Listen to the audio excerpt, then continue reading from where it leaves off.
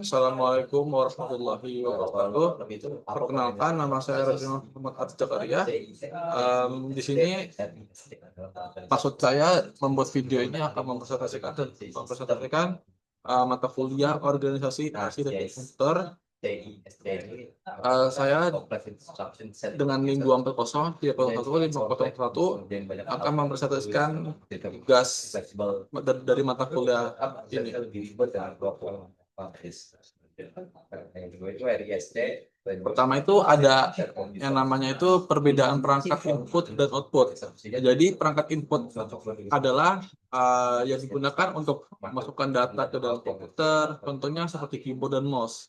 Sementara perangkat output adalah alat yang menampilkan hasil dari proses komputer seperti monitor dan mirror.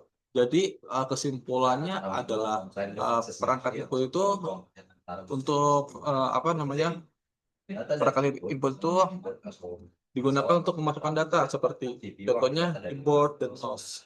Dan output itu seperti output itu perangkat yang mengeluarkan hasil tersebut, contohnya seperti monitor dan printer, karena monitor itu kan menampilkan hasil, contohnya seperti kita buka laptop atau PC atau handphone lah semacam itu, dia akan menampilkan hasil seperti kita membuka WhatsApp, Instagram, dia akan menampilkan hasil atau gambarnya. Printer itu menampilkan sebuah cetakan seperti gambar yang di print out, terus tulisan yang di print out juga. Oke. Yang kedua itu ada yang namanya proses input output dalam komputer. Jadi arsitektur komputer menangani proses input output lewat sistem bus dari controller I/O atau input dan output. Sistem operasi ini berperan sebagai pengatur utama, memastikan setiap perangkat bisa digunakan dengan baik tanpa konflik. Serta mengelola driver untuk komunikasi perangkat keras. Karena sistem bus controller mengatur alur data ya.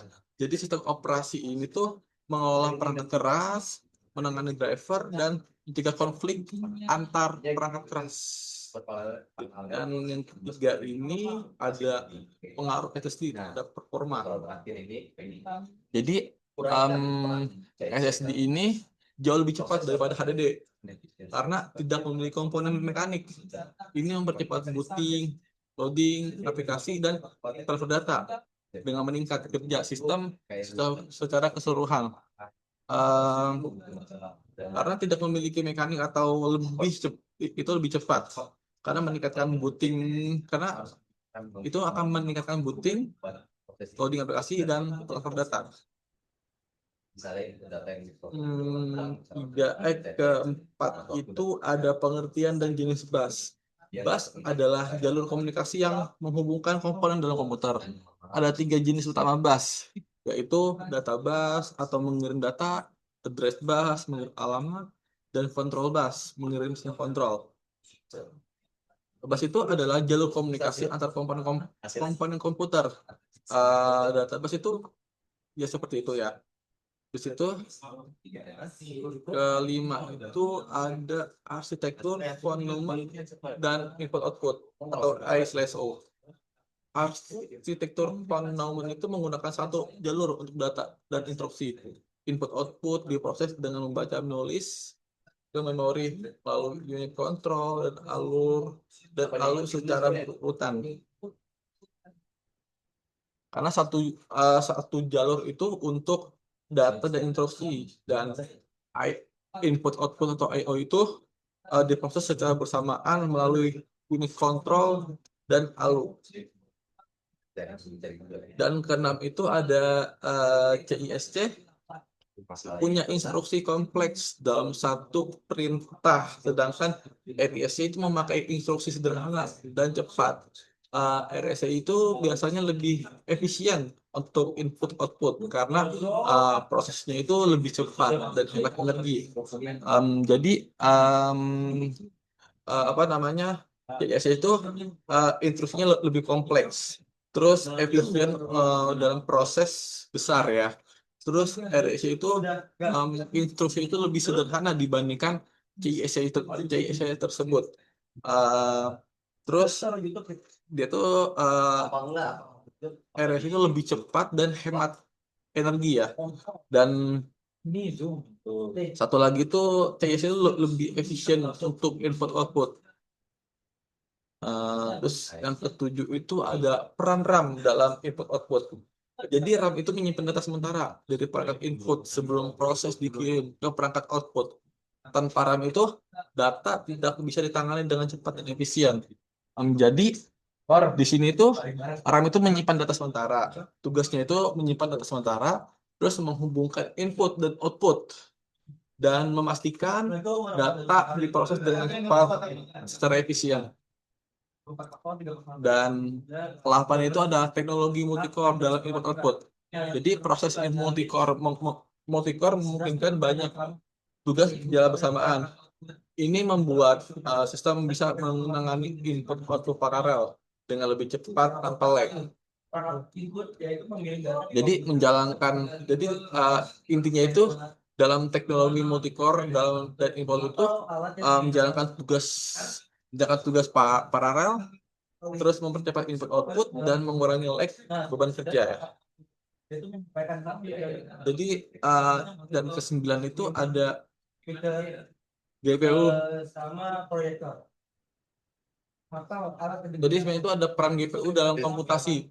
GPU dirancang untuk menangani grafis dan perhitungan paralel. Dalam AI atau artificial intelligence, GPU bisa mempercepat pelatihan model karena memproses ribuan operasi sekaligus.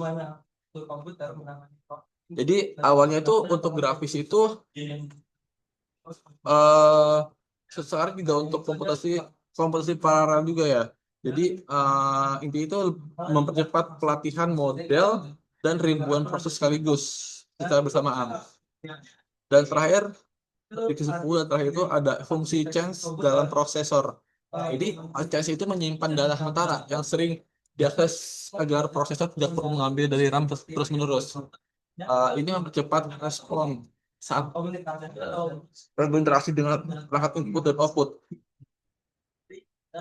Jadi menyimpan data. Jadi intinya tuh di yang poin nomor 10 atau nomor 10 ini itu menyimpan data sementara yang sering diakses, terus mempercepat proses tanpa harus diambil dari RAM dan meningkatkan performa input dan output. Jadi kenapa bisa begitu? Karena kalau misalkan kita kalau misalkan komputer terus menerus mengambil RAM tersebut akan overheat atau bisa jadi panas, bahkan bisa rusak.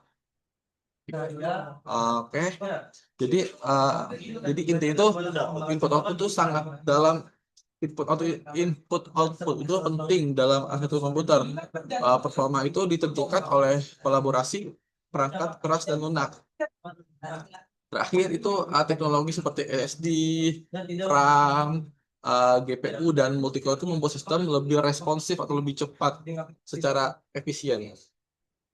Sekian dari presentasi yang telah saya berikan.